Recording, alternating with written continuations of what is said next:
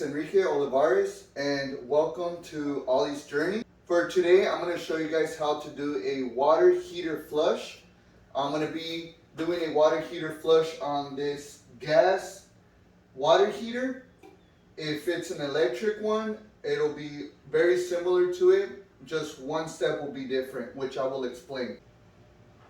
The main reason why you want to be flushing your water heater would be to prevent or increase the lifespan of your water heater, as well as prevent any leaks that could occur over time if you're not removing all the rust and sediments that tend to build up within the system. To do this, you're gonna need pretty much one thing. The rest is optional. The main thing you need is this water hose, because you're going to want to have the water go from your system all the way to somewhere outside where you don't mind water going. You know, you're trying to not have water fill up your garage unless that's okay with you, but this is a cleaner way. And you might want to have a drain pan in case if right here, this valve is going to start leaking water. You want to have that water go into a drain pan before it goes out. Different systems operate or are installed differently. So I have another water heater that the pipe ends about here. And so I can just put the drain pan on the floor and it'll catch it all. In this case, it's routed all the way to the bottom, but I might not be able, or I might not need to put a drain pan. We'll see. And then last but not least, you're gonna want pliers in case if your check valve or relief valve is not gonna be functioning. And I'll explain that later as we go throughout the process in the video. So to begin with, I'm gonna start by finding your valve that you have to remove all the water, and you can see it's pretty easy to find. It's usually closer to the bottom. There's a handle on there. If it's perpendicular to the valve, that means it's shut off. Once it's parallel to the valve, that means it's open and it should let all the water out. I'm going to connect this water hose to it, universal thread.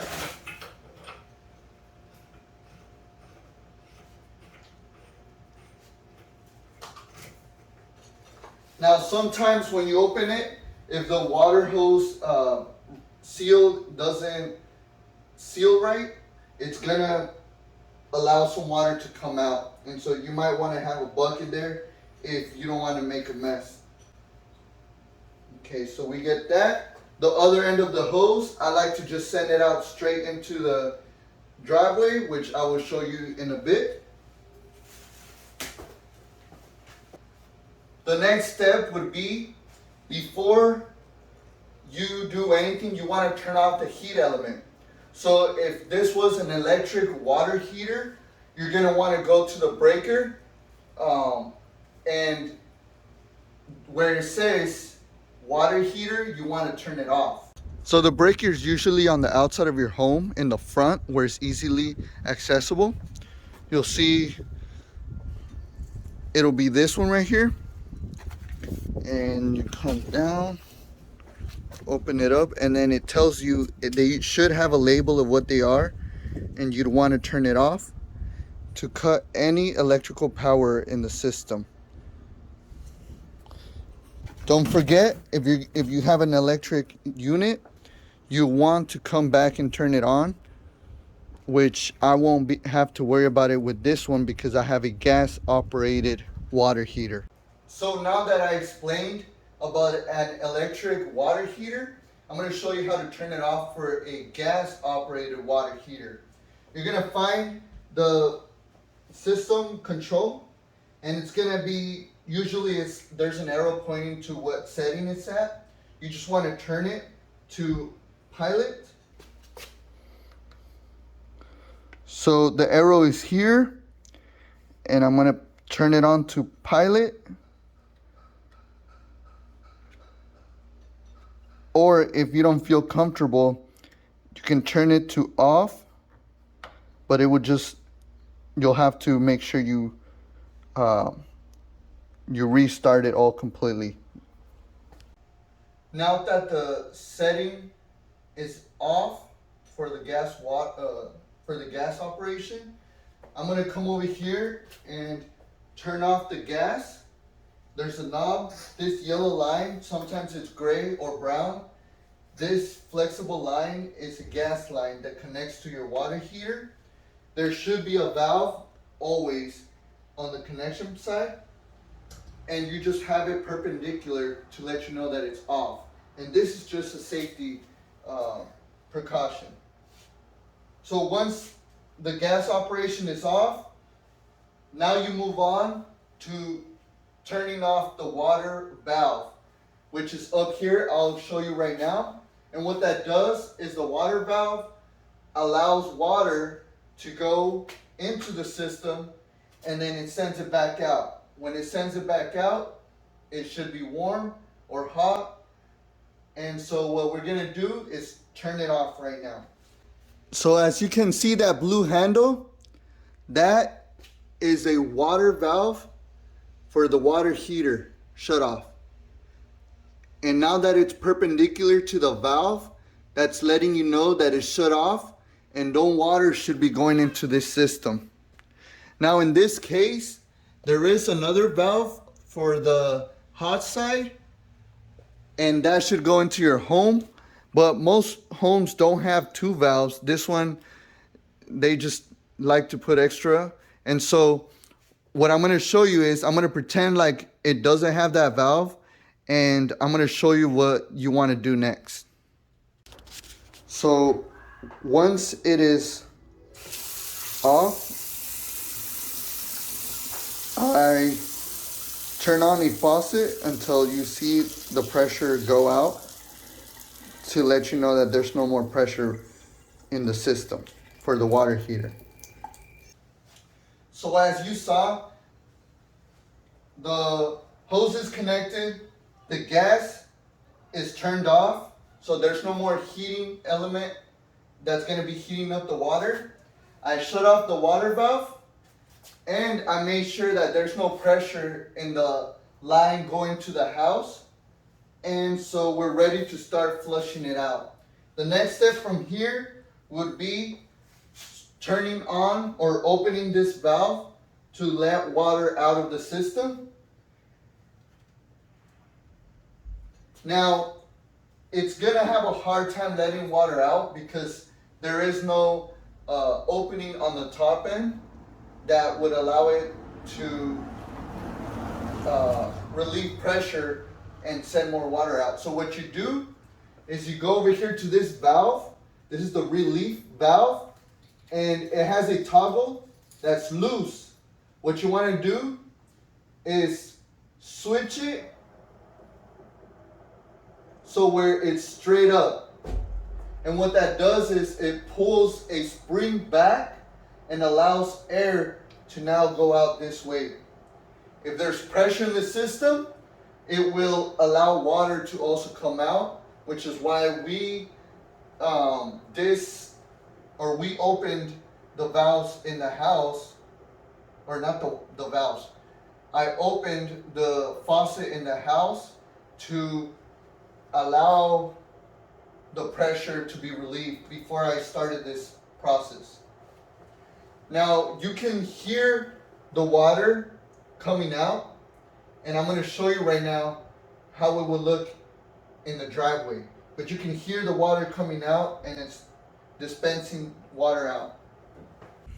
So right here, if your water heater is very old and hasn't been flushed in a long time, you're going to notice that some white specks, which is calcium, would be coming out, and a lot of brown liquid.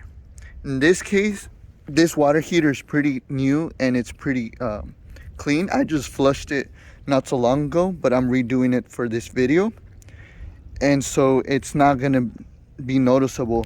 but on most you'll be able to see a trail of dirt that forms from all the buildup in the water heater. So you're gonna let it flush all the way out. Once it's done and you see that it's not letting water out, you're gonna close it and you're gonna open the valve on top to kind of let the water splash and moves the sediment around, and then redo it again. Close it and open it again. That way you're not just removing what's on top, you're gonna try to move everything on the bottom, lift it up, and then flush it out. So I like to do this process 3 times, on average 3 times before I just call it good and then move and then start closing everything up. Once it's done, you're gonna come over here, shut off the valve. It'll be perpendicular. You want to open the valve to your water on top,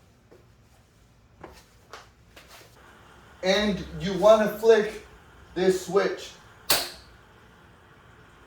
Now sometimes when you flick the switch and it's loose again, there's no more pressure. Sometimes the valve is old and the spring doesn't seat right and allow a proper seal, and so you'll start getting water leaking out. That is why I always carry with me an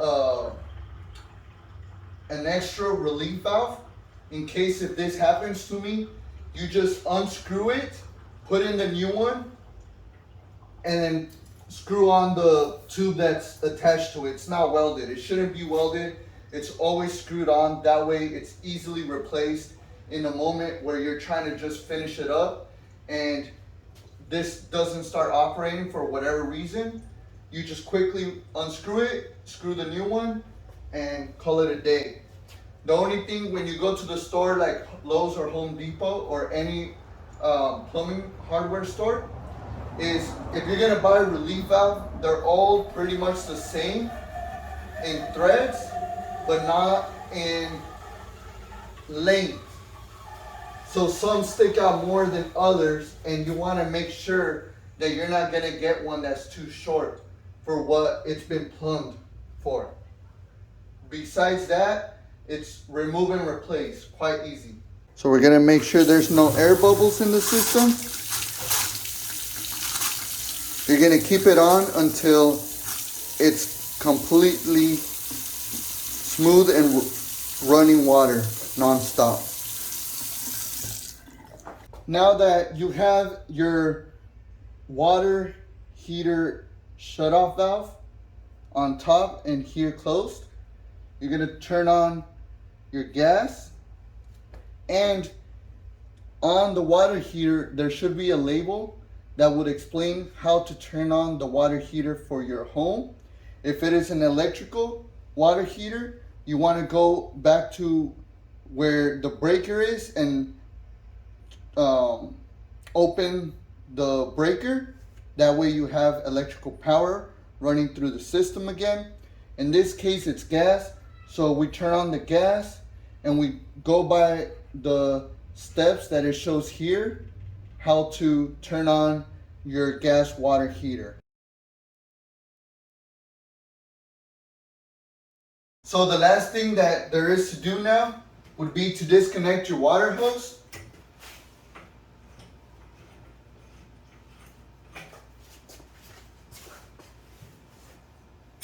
And call it a day.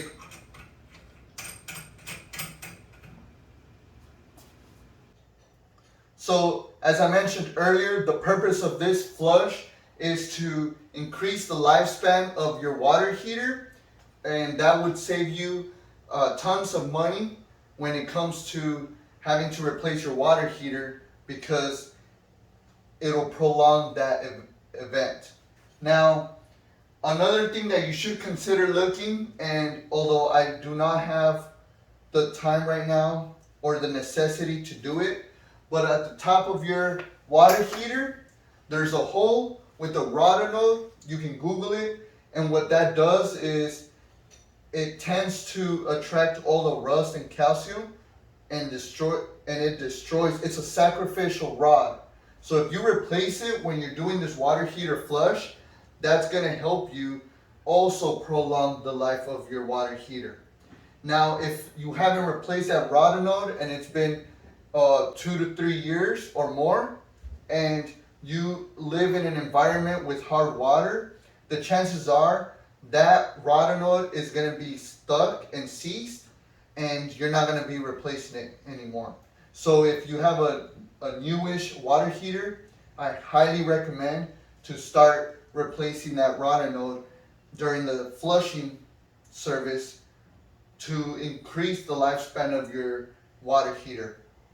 If you liked the video, click the like button and subscribe, and we'll see you soon.